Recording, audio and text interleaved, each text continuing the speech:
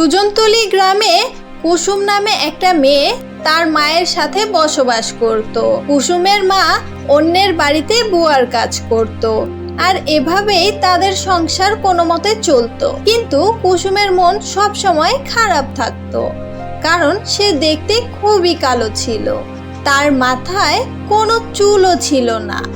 একদিন কুসুমের মা কুসুমকে বলল, মা কুসুম, তোর কি হয়েছে?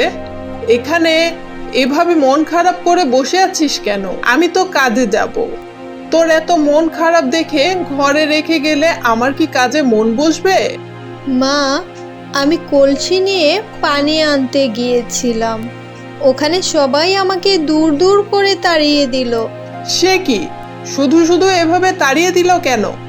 তখন কুসুম কাঁদতে কাঁদতে বলল, মা, আমি গরিব ঘরের মেয়ে, তার উপর দেখতে কালো, মাথায় কোনো চুলও নেই, তাই তো আমাকে কেউ পছন্দ করে না।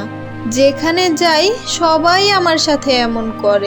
কাঁদিস না রে মা, একদিন না একদিন তো তোর সব দুঃখ কষ্টগুলো দূর হয়েই যাবে। এখন আমি কাজে গেলাম। আমার সোনা মেয়ে আর কান্না করবে না, কেমন? তোমার কাউকে লাগবে না, তোমার মা তোমার সঙ্গে আছে। মায়ের কথা শুনে খুশি হয়ে গেল। হ্যাঁ মা, তোমাকে ছাড়া আমার পুরো পৃথিবী অন্ধকার। তুমি খুব তাড়াতাড়ি ফিরে এসো কিন্তু মা, আমি তোমার জন্য খাবার নিয়ে অপেক্ষা করব। এই তো আমার লক্ষ্মী মেয়ের মতো কথা। ঠিক আছে, আমি তাহলে গেলাম, আমার দেরি হয়ে যাচ্ছে। এ বলে কুসুমের মা ঘর থেকে বেরিয়ে গেল। তখন কুসুম বলল, আমি ঘরের সব কাজ করে রাখি, মা অন্যের বাড়িতে কাজ করে এসে আবার ঘরের কাজ করবে, এতে তো মায়ের অনেক কষ্ট হয়ে যাবে। এই কথা বলে কুসুম ঘরের কাজ করছিল। তখনই সে জানালা দিয়ে বাইরে দেখতে পেল একটা বৃদ্ধ মহিলা বাজার নিয়ে যাওয়ার সময় পড়ে গেছে। এটা দেখে কুসুম ভাবলো, আহারে, বৃদ্ধ মহিলাটা বাজারগুলো নিয়ে পড়ে গেল, তার সব বাজারগুলো তো নষ্ট হয়ে গেল। আমি বরং ওই বুড়ি মাকে গিয়ে সাহায্য করি।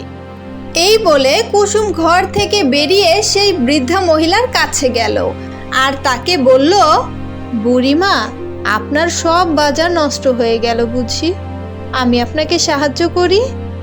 না না, আমার তোর মতো কালো মেয়ের সাহায্যের কোনো প্রয়োজন নেই, আমি নিজেই ওগুলো সব তুলতে পারবো। তোকে কি বলেছি যে এসে আমাকে সাহায্য কর?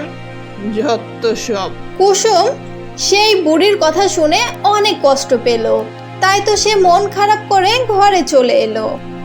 সবাই আমাকে পছন্দ করে না, তারপরও আমি বারবার কেন সবাইকে সাহায্য করতে চাই, এটাই তো আমি বুঝতে পারি না। কারোর বিপদ দেখলে আমি একটুও বসে থাকতে পারি না।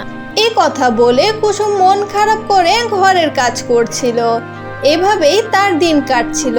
সে যখনই কাউকে সাহায্য করতে যেত, সবাই তাকে উল্টো কথা শুনিয়ে দিত। এদিক হঠাৎ করে কুসুমের মা একদিন অসুস্থ হয়ে পড়ে। তখন কুসুমের জীবনে আরো দুঃখ কষ্ট নেমে আসে। মা, এখন আমার কি হবে? তুমি এভাবে বিছানায় পড়ে গেলে আমাদের সংসার এখন কিভাবে চলবে মা? চিন্তা করিস না মা, সব ঠিক হয়ে যাবে। কিছুদিনের মধ্যেই আমি সুস্থ হয়ে যাব, আবারও কাজ শুরু করব। ঘরে একটা রুটি আছে, তুই ওটা খেয়ে নে। মা, তুমি যে বাড়িতে কাজ করেছিলে ওরা তোমার এই মাসের মাইনে দেবে তো মা? যদি দিত তাহলে আমি তোমাকে ডাক্তার দেখাতে পারতাম মা। আমি তো এই শরীর নিয়ে ওদের বাসায় টাকা আনতেও যেতে পারবো না, তুই বরং গিয়ে দেখ যদি টাকাটা দেয়। আচ্ছা ঠিক আছে মা। এই বলে কুসুম তার মায়ের মালিকের বাসায় টাকা আনতে চলে গেল। তখন তাদের বাড়িতে ঢুকেই সে বলল, কাকু, আমার মায়ের এই মাসের মাইনেটা যদি দিতেন খুব ভালো হতো, কারণ আমার মা অনেক অসুস্থ। আরে কে রে তুই? কোথা থেকে উঠে এসেছিস? তোর মতো এমন কুৎসিত মেয়ে তো আমি এ জন্মে কখনোই দেখিনি। তুই যে আসলেই আমার বাড়ির কাজ করতে থাকা ওই মহিলার কন্যা আমি কিভাবে বুঝবো? কারণ তুই দেখতে কালো আর তুই টেকো। তোর সাথে তো তোর মায়ের চেহারার কোনো মিল নেই। আমি যাকে দিয়ে কাজ করিয়েছি তার হাতেই টাকা দিব, বুঝতে পেরেছিস? যা এখান থেকে চলে যা। কুসুম সেই লোকটির কথা শুনে কাঁদতে কাঁদতে ঘর থেকে বেরিয়ে আবারও তার মায়ের কাছে ফিরে এলো। কি রে মা, কি হলো? নিশ্চয়ই আমার মালিক কিছু বলেছে, তাই না? হ্যাঁ মা, আমি তোমার মালিকের কাছে গিয়েছিলাম, কিন্তু তোমার মালিক টাকা দিতে চায় না, কারণ সে বিশ্বাস করতে রাজি না যে আমি তোমার মেয়ে। এখন তো বড় বিপদে পড়ে গেলাম। আমার এই শরীর নিয়ে আমি কিভাবে মালিকের বাসায় যাব? আচ্ছা ছেড়ে দে, আমি 2 দিন পর ঠিকই সুস্থ হয়ে যাব, তখন না হয় গিয়ে টাকাটা আনবো। আর মালিকের কথায় মন খারাপ করিস না। মায়ের কথা শুনে কুসুম আবারও মনটাকে শান্ত করলো। এদিকে তাদের বাসায় 2 দিনের মধ্যে সব বাজার ফুরিয়ে গেল। এদিকে মা এত অসুস্থ, তার উপর আবার ঘরের বাজার সব ফুরিয়ে গেল। ঘরে অল্প একটু আটা আছে, ওটা দিয়ে বরং 2টো রুটি বানাই, একটা মাকে খাওয়াবো আর একটা আমি খাবো। এ বলে কুসুম খুব দ্রুত 2টি রুটি তৈরি করলো। তখনই তাদের বাসায় একটা ছোট্ট মেয়ে আসলো আর বলল, আপু, আমার খুব খিদে পেয়েছে। আজকে কয়েকটা দিন ধরে আমি কিছু খাই না। আপনি কি আমাকে কিছু খাবার দেবেন আপু? আমি তোমাকে একটা রুটি দিতে পারবো, আর একটা রুটি আমার মাকে খাওয়াতে হবে। তোমার কি একটা রুটিতে পেট ভরবে? কোনো ব্যাপার না আপু, আপনি আমাকে একটা রুটি দিন। তারপর কুসুম একটা রুটি সেই মেয়েটিকে দিল। মেয়েটি রুটি খেয়ে কুসুমকে বলল, আপনাকে অনেক ধন্যবাদ আপু। আমি প্রতিটা বাড়ি ঘুরে ঘুরে সবার কাছে সাহায্য চেয়েছি, কিন্তু কেউ আমাকে সাহায্য করেনি। আপনি যেমন সুন্দর দেখতে, তেমন সুন্দর ব্যবহার। কুসুম মেয়েটির কথা শুনে অবাক হয়ে বলল, এই ছোট্ট মেয়ে, তুমি কি আমার সাথে ঠাট্টা করছো? আজ পর্যন্ত আমার মা ছাড়া এই পৃথিবীতে কেউ আমার প্রশংসা করেনি, আর আমি নিজেও জানি আমার মাথায় কোনো চুল নেই, আর আমি দেখতে খুবই বাজে। আর তুমি আমাকে এভাবে প্রশংসা কেন করছো? কারণ আপু, আমি আপনার উপরটা দেখে বিবেচনা করিনি।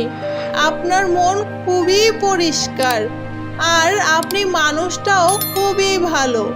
আজ আমি গেলাম, আপনি ভালো থাকবেন। আপনার সাথে ভালো কিছু ঘটুক। এই বলে ছোট বাচ্চা মেয়েটি চলে যায়। কুসুম তার কোনো কথাই গুরুত্ব দিল না। সে সেই দিনের মতো তার মাকে খাইয়ে ঘুমিয়ে পড়ল। এদিক সকাল হতে না হতেই কুসুম তো অবাক হয়ে যায়, কারণ সে দেখতে পায় সে খুব সুন্দরী, আর তার মাথায় ঘন কালো চুলে ভরে গেছে। তখন কুসুম নিজের হাতের দিকে তাকিয়ে বলতে থাকে, এই কি, আমি এত ধবধবে সাদা কিভাবে হয়ে গেলাম? তাহলে ওই বাচ্চা মেয়ে কি কোনো সাধারণ বাচ্চা মেয়ে ছিল না? তখনই কুসুমের মা তাকে ডাকতে থাকে, মা কুসুম, তাড়াতাড়ি এইদিকে আয়, দেখে যা কি ঘটেছে। আমাদের ঘরে 2 কলসি স্বর্ণের মোহর কে রেখে গেল? মায়ের ডাক শুনে কুসুম সেখানে আসে, আর সেও 2 কলসি স্বর্ণের মোহর দেখে অনেক অবাক হয়ে যায়। সত্যি তো মা, এগুলো কে করেছে? আমি তো কিছুই বুঝতে পারছি না। মা, তুই এত সুন্দর হয়ে গেলি কিভাবে? তোর মাথায় এত সুন্দর চুল আমি এর আগে কখনোই কারো মাথায় দেখিনি। দেখলি তো মা, আমি তোকে বলেছিলাম না একদিন তোর সব দুঃখ কষ্টগুলো মুছে যাবে। হ্যাঁ মা, তুমি ঠিকই বলেছ।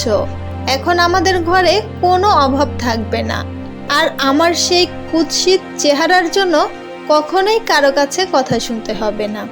আমি মাথা উঁচু করে বাঁচতে পারবো। তারপর 2 মা মেয়ে হাসতে শুরু করলো, আর এভাবেই কুসুমের জীবনে সব দুঃখ কষ্টগুলো দূর হয়ে যায়, আর সে তার মাকে নিয়ে সুখে শান্তিতে তাদের বাকি জীবন কাটাতে থাকে।